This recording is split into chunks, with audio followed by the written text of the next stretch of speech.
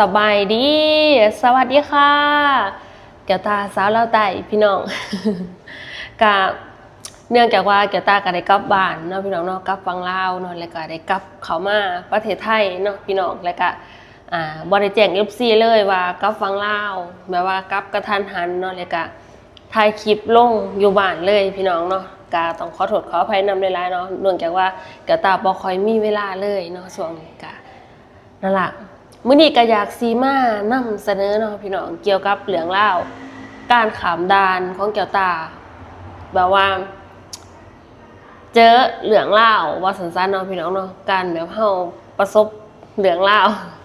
เนาะตอนที่แก้วกลับเนาะตอนที่มากะบ่มีปัญหาหยังเนาะก็ก่อนอื่นก็สิมาเว้าถึงเรื่องข้ามด่านเนาะพี่น้อง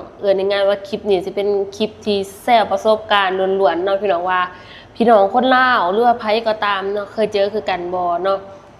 ก็บ่ได้โจมตีไผใดๆเนาะแค่อยากมาเล่าสู่กันฟังว่าเหตุการณ์แบบนี้มันควรเกิดขึ้นบ่หรือว่าเขาผิดบ่หรือว่าข่อยผิดนั่นเองเนาะพี่น้องก่อนอื่นก็สิเล่าหลายเหตุการณ์เนาะก็คือแก้วได้กลับบ้านเนาะ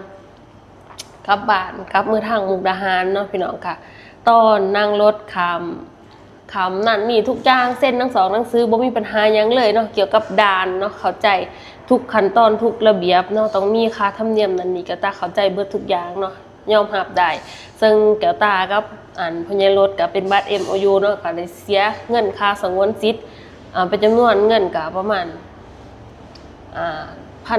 เนาะพี่น้องเข้าใจเนาะอันนี้เพราะว่าทุกคนเสียสำนีซ้ำกันเบิดขามด่านกันยังเบิดทุกอย่างแล้วไปพอ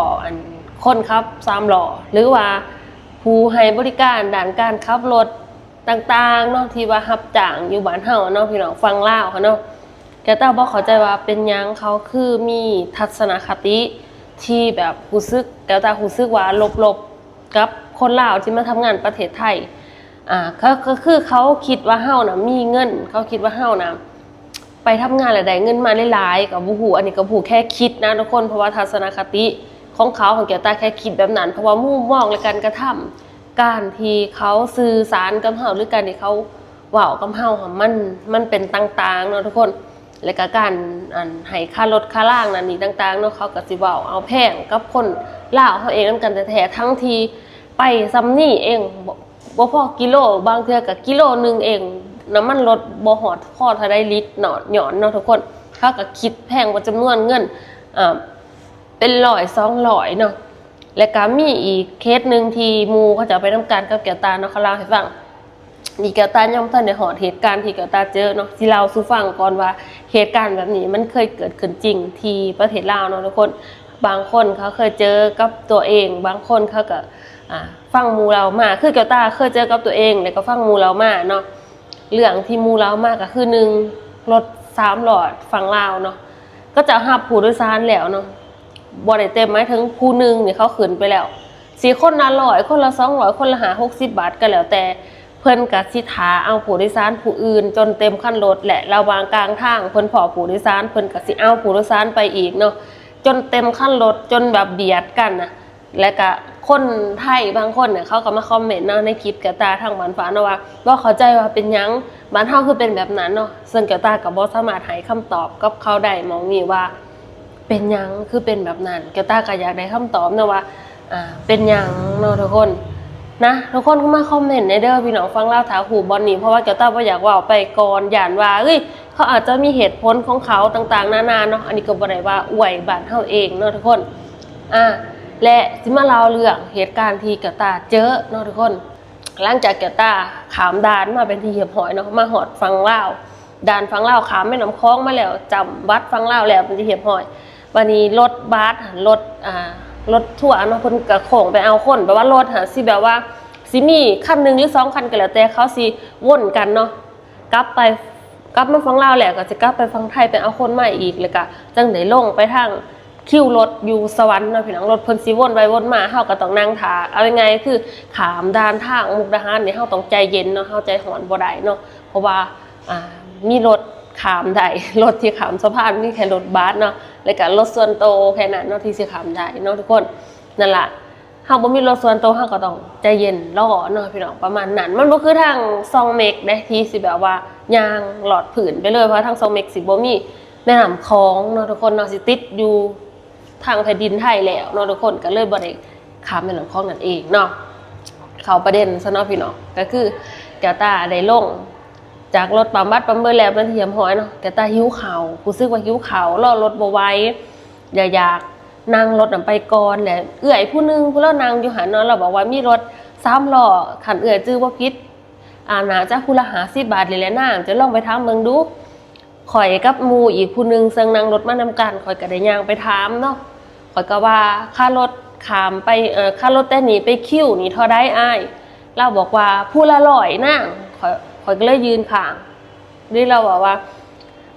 ผู้ละ100จะสิไปบ่มันข่อยก็เลยตอบกลับไปแล้วว่าโอ้ผู้ละ100ข่อยคิดว่าผู้ละ50 บาทผู้ละ40 บาทบ่เป็นหยังข่อยก็ยืนข้างธรรมดาเนาะผู้เขาขับรถเขาก็ต้องเว้าสักส่วนอยากให้เฮาไปนำอยู่แล้วเนาะทุกคนเมื่อเฮาเข้าไปถามแบบนั้นเนาะ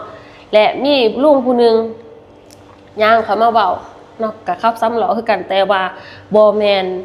คนที่ข่อยถามบ่เป็นเจ้าของรถเนาะเพิ่นก็อยู่ในกลุ่มเดียวกันเพิ่นก็ย่างมาเนาะมือคัดหลังแบบสิเนาะทุกคนย่างมาแบบเพิ่นเป็นผู้ใหญ่แน่หน้าตาก็น่าเคารพนับถืออยู่ดอกทุกคนอายุก็ประมาณ50นี่แหละเนาะแต่ก็ร่างกายเพิ่นก็เบิ่งคือแข็งแรงเนาะทุกคนเนาะก็ประมาณนั้นผมงอกเลยล่ะ ก็เพิ่นก็มาเว้าว่านางเอ้ยเพิ่นว่าอันเจ้าสิไปเอาราคารถ3ล้อ40 บาท50 บาทมันเป็นไปบ่ได้ดอกขนาดเฟอร์นี่ถ้วยนึง35,000นี่ยังหาได้ยากเนาะมีแต่ถ้วยละ60 70ขึ้นไปเพิ่นว่ามันบ่ได้มีแล้วเพิ่นว่าข่อยก็เซยนะตรงนั้นข่อยก็เซยแล้วข่อยก็เลี้ยวเบิ่งหน้าเล่าแล้วข่อยก็บ่ปากข่อยก็เล่นโทรศัพท์ของข่อยต่อไป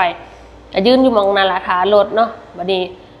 เพิ่นก็เว้าเทศต่างๆนานาหลายอย่างไรมานั่นนี่ต่างๆเลยก็แก้วตาหันบ่ได้ใส่ใจเรา3พอคิดว่าเอ้ยกะยาก็จะคนเฒ่าเขาจะจมไปเนาะแก้วไปสะดุดคำนึงทุกคนคำที่เพิ่นบอกว่าโห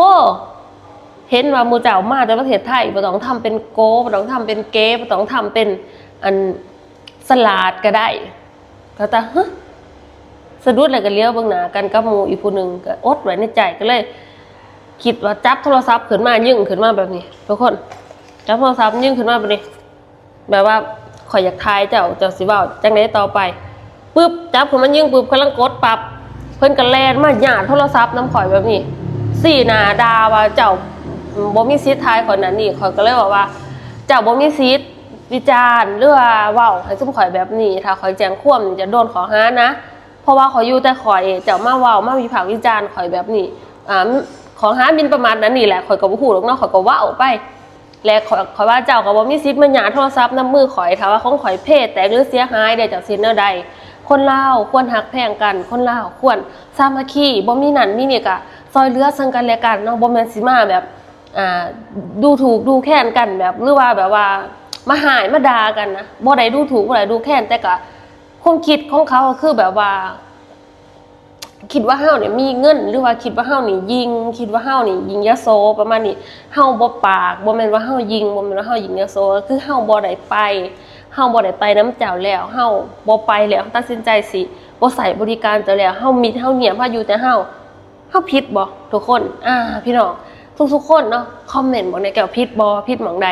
แล้วหลังจากนั้นเอื้อยผู้นึงแล้วก็เลยเอื้อยผู้เราแนะนำไปรถแล้วก็เลยมานั่งบ่ต้องไปบอกนำเราเพราะใหญ่อันนี้เราปากบ่ดีแล้วว่าทุกคนก็สิมีปัญหากับเราก็เ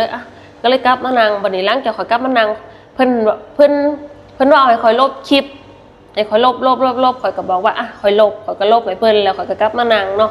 หลังจากกลับมานั่งแหละก็เอื้อยแล้วก็โซกันก็ข่อยบอกว่าบ่ต้องไปซนลาวหันใจดีขนาดบ่ต้องขอบใจก็คือว่าหั่นแหละพี่น้องคนลาวเนี่ยมีทั้งคนดีและก็คนบ่ดีเนาะปะปนกันไปแล้ววันนี้มีเอื้อยแล้วสิเอิ้นไรเดอร์ให้สิเอิ้นแก๊ปให้นั่งถาก่อนหน้าจักหน่อยไรเดอร์มาแล้วว่าก็เลยนั่งถาแล้วพวกข่อยนั่งถาระหว่างที่พวกข่อยโซกันไปนั่นนี่สำหรับข่อยเนาะข่อยสมมุติเจอเหตุการณ์แบบนั้นข่อยก็เลยบอกว่าถ้าสมมุติโทรศัพท์ข่อยแตกข่อยเพนี่เอื้อยสิเฮ็ดจังได๋ข่อยสามารถเอิ้นความเสียหายนำเพิ่นได้บ่เอื้อยแล้วว่าได้แน่นอนเพราะอยู่หน้าด่านมีกล้องนั้นนี่ทุกอย่างเจ้าหน้าที่ตำรวจเพิ่นก็ยืนเบิ่งแซวถีบเนาะแล้วก็เราสู่ฟังบัดนี้เพิ่นนั้นย่างมาแล้วเพิ่นก็มาลักถ่ายหูปสู่ข่อยไว้ข่อยบ่ฮู้ดอกว่าถ่ายเพื่อหยังแต่ข่อยถ่ายเพิ่นเพิ่นสั่งให้ข่อยลบนั่นแล้วข่อยก็ลบให้เพิ่นเนาะแต่ว่าที่ซุ่มข่อยเพิ่นลักถ่ายหูปซุ่มข่อยเพิ่นคิดว่าซุ่มข่อยบ่ฮู้แต่ซุ่มข่อยฮู้ข่อยเห็นเนาะ แต่ว่าข่อยก็บ่อยากท้อนงอกเพิ่นไปร้ายกว่านั้นมีแต่ข่อยบอกว่าคนเฮาอ่ะควรให้เกียรติซึ่งกันและกันแม่นอยู่ว่าข่อยไปทำงานประเทศไทยเนาะข่อยก็บ่ได้มีเงินมาเป็นกอบเป็นกำขนาดนั้นบางเทื่อข่อยกลับมายามพ่อยามแม่ดูความจำเป็นพ่อแม่ข่อยบ่สบายนั่นนี่ต่างๆนานาเนาะทุกๆคนมันมีปัญหาเนาะทุกคนก็คือเฮามาทำงานประเทศไทยบ่แม่นว่าเฮาสิได้เงินไปอีดีอีล้อขนาดนั้นได้พี่น้องยอมเฮาว่าได้ย้อนประเทศไทยแต่ว่าเฮาอะทยอยส่งเมื่อให้เขาเจ้าเฮ็ดนั่นเฮ็ดนี่หรือว่าซื้อรถซื้อร่างอยู่บ้านบ่แม่นเฮาสิถือเมื่อปานนั้นหรือถ้าเขามีเงินแท้หรือสมมุติยกตัวอย่างแก้วตามีอยู่เงินนี่แต่ข่อยบ่พอใจจ่ายราคานั้นเนาะข่อยบ่พอใจจ่ายราคานั้นข่อยบ่ไปข่อยผิดบ่ได้และเจ้าก็บ่ควรมาเว้าให้ข่อยมองนี่แหละข่อยบ่พอใจมองที่เพิ่นมาเว้าให้ข่อยว่าเห็นว่าเจ้าไปทำงานประเทศไทยบ่ต้องทำเป็นโกบ่ต้องทำเป็นเก๋บ่ต้องทำเป็นเก่งกว่าก็ได้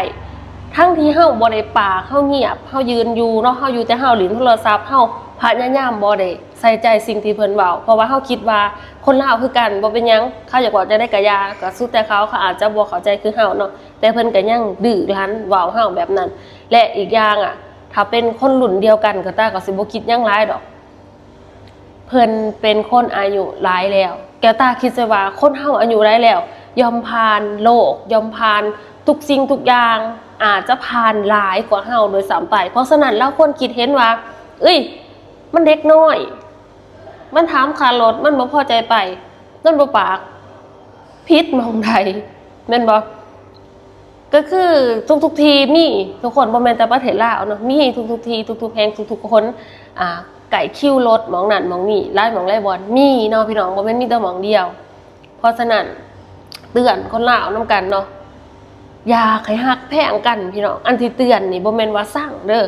อยากให้ฮักแพงกันแนวใดที่มันพ่อยืดยุ่นกันไหนก็หยุดยุ่นแนวใดที่พ่อซอยเรือกันไหนก็ซอยเรือเนาะพี่น้องการเรื่องเล่าที่แก้วตาเล่ากับประมาณนั้นเนาะพี่น้องแก้วตาแค่อยากฮู้ว่าแก้วตานี่ไปถามค่ารถแล้วบ่ได้ไปนำเขานี่ผิดบ่และการที่เขาเว้ามาแบบนั้นนะแก้วตารู้สึกบ่ดีเนาะแก้วตาไปตอบโต้เขาแบบนั้นแก้วตาผิดบ่ถ้าว่าผิดเนาะแก้วตาก็ออกมาขอโทษขออภัยลูกคนนั้นเนาะเพราะว่าข่อยเป็นเด็กน้อยเนาะข่อยหูเท่าบ่ถึงการเนาะข่อยก็อาจจะมีส่วนผิดหม่องนี้เนาะทุกคนข่อยบ่ได้มีเจตนาใดๆแต่ว่า